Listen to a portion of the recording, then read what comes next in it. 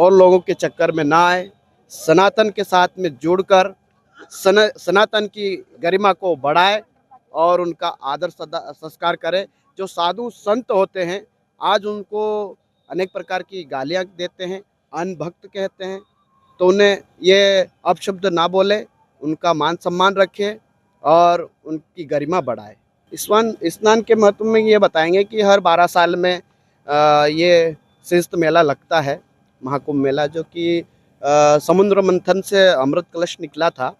उस कलश को देव और दानव में झगड़ा हुआ था, तो उसमें लेके भगे थे, तो कुछ बूंदे प्रयागराज में गिरी थी, कुछ बूंदे हरिद्वार में गिरी थी, कुछ बूंदे उज्जैन में गिरी थी, कुछ नासिक में गिरी थी। इस बार का जो मौका है 144 साल बाद 144 साल का मतलब 12 वर्ष का एक बार कुंभ भराता है, ऐसे 12 बार मतलब 12 बार ये दुर्लभ मौका मिलेगा। स्नान किया आपने अभी तक? जी, हमने तो शाही स्नान किया है, नागा है हम। अच्छा। जी, तो कहा जाता है कि नागा साधु के स्नान के बाद ही आम जनता को स्नान करनी चाहिए, तभी जाकर के वो फलता है फूलता है। जी जी। जूना अखाड़ा जो है बहुत बड़ा अखाड़ा है और नागाओं का महत्व भी ज़्यादा माना जाता है, और उनके पहले शाही स्नान होने के बाद ही आम पब्लिक और आम धर्म के लोग स्नान करते हैं। तो अभी तक नागा साधु जो होते हैं सिर्फ शाही स्नान करते हैं या पूरे 45 दिन तक उनका स्नान हर रोज होता है? अभी तक तो हम जिस श्री पंचदश नाम जूना अखाड़ा से हैं और हमारे अभी तक 3 शाही स्नान है। अभी तो जो मकर संक्रांति का हो गया है, दूसरा हमारा मौनी अमावस्या का है। तो आम दिनों में यहाँ पे भीड़ जो दिखाई देती है भक्तों की, और शाही स्नान के दिन जो भक्तों की भीड़, उसमें क्या अंतर है? अंतर बस यही है कि शाही स्नान का महत्व बहुत अच्छा है और उस दिन मतलब अच्छी खासी पब्लिक हो जाती है और मुहूर्त का भी कुछ मुहूर्त होता है और अच्छा समय होता है वो। हर हर महादेव। मैं हूँ सिद्धि सिंह और आप देख रहे हैं आगाज एक्सप्रेस। महाकुंभ के अवसर पर नागा साधु की एक अलग ही विशेषता होती है। कहा जाता है कि नागा साधु के स्नान के बाद अगर स्नान किया जाए महाकुंभ में तो स्नान संपूर्ण और काफी फलदायक माना जाता है। ऐसे में हम बात करेंगे यहाँ के नागा साधु से कि उनका क्या कुछ कहना है, उनकी विशेषताएं, उनकी महानता महाकुंभ में और स्नान के समय क्या होती है। आइए हम बात करते हैं यहाँ के नागा साधु से। बताइए, महाकुंभ पे क्या चाहेंगे, कहाँ तक लोग महाकुंभ से जुड़े, देशवासियों से क्या बोलना चाहेंगे? सबसे पहले देशवासियों से सबसे पहले ये कहना चाहते हैं कि और लोगों के चक्कर में ना आए, सनातन के साथ में जुड़कर सनातन की गरिमा को बढ़ाए और उनका आदर संस्कार करे।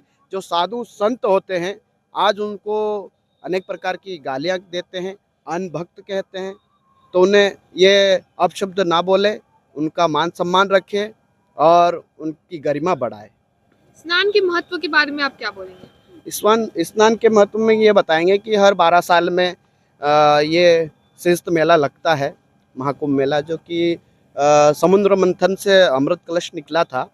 उस कलश को देव और दानव में झगड़ा हुआ था, तो उसमें लेके भगे थे, तो कुछ बूंदे प्रयागराज में गिरी थी, कुछ बूंदे हरिद्वार में गिरी थी, कुछ बूंदे उज्जैन में गिरी थी, कुछ नासिक में गिरी थी। तो उसी उपलक्ष्य में हर चारों जगहों पे हर 12 साल में महाकुंभ शाही स्नान का ये लगता रहता है। इस बार का जो मौका है 144 साल बाद 144 साल का मतलब 12 वर्ष का एक बार कुंभ भराता है, ऐसे 12 बार मतलब 12 बार ये दुर्लभ मौका मिलेगा। स्नान किया आपने अभी तक? जी, हमने तो शाही स्नान किया है, नागा है हम। अच्छा। जी। तो कहा जाता है कि नागा साधु के स्नान के बाद ही आम जनता को स्नान करनी चाहिए, तभी जाकर के वो फलता है फूलता है। जी जी। पहले महत्व के बारे में आप थोड़ा बता दीजिए जनता को। जी, क्योंकि ये जूना अखाड़ा जो है बहुत बड़ा अखाड़ा है और नागाओं का महत्व भी ज़्यादा माना जाता है, और उनके पहले शाही स्नान होने के बाद ही आम पब्लिक और आम धर्म के लोग स्नान करते हैं।